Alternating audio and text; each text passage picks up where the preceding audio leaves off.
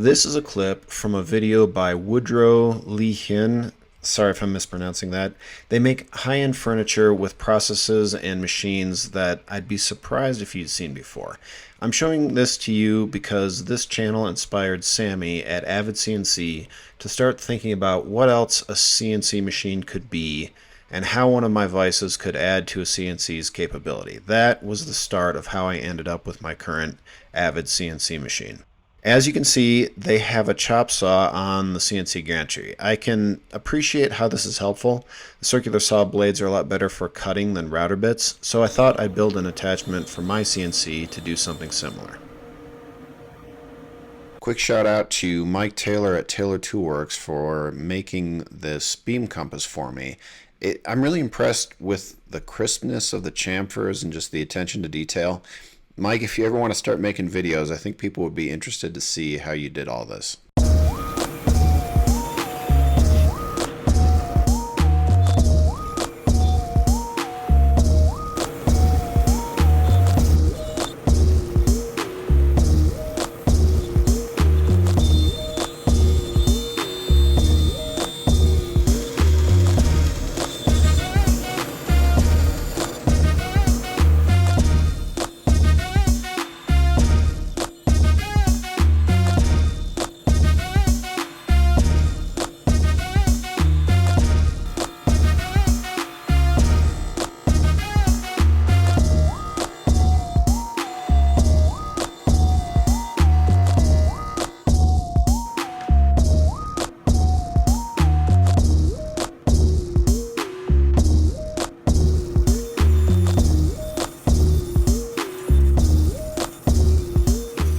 Okay, quick sponsor break. I've done 3 builds with Flexispot standing desks. I used their heaviest E7 frame to make an outfeed table for my table saw.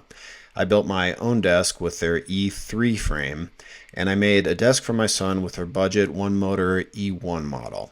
Although I'm happy with all these builds, this one is really great because I hadn't considered how good a standing desk is for a kid. They have such a hard time sitting still. The ability to stand and keep on doing the work is really great. My son appreciates it. I've seen the value in it. And hopefully getting him used to using a standing desk early will make it something that he actually uses as he gets older, so he can benefit from the circulatory and posture and energy level advantages that they can bring. So check out my Flexispot build videos. There's a link in the description and also a link to their products. If you're interested in those, please check them out. And if you're watching this video right when it comes out, they've got a pretty significant promotion going on June 29th and 30th, up to $100 off, other sales on bestsellers, so definitely take a look at that if you're interested.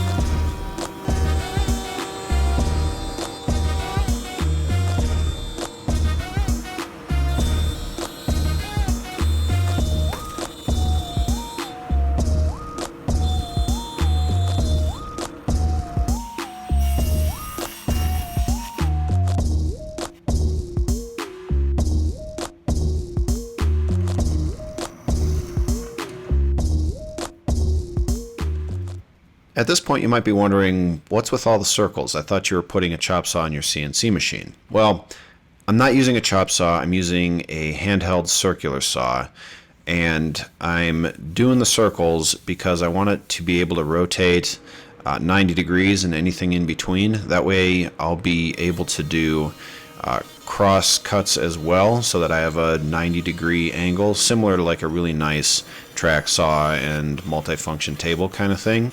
And also with angles in between, I can do cove cuts on the CNC a lot smoother than I could and faster than I could with router bits. So that's what's going on here, and the next step, I'm going to inlay in the circular saw so that I preserve as much of the depth of cut as possible.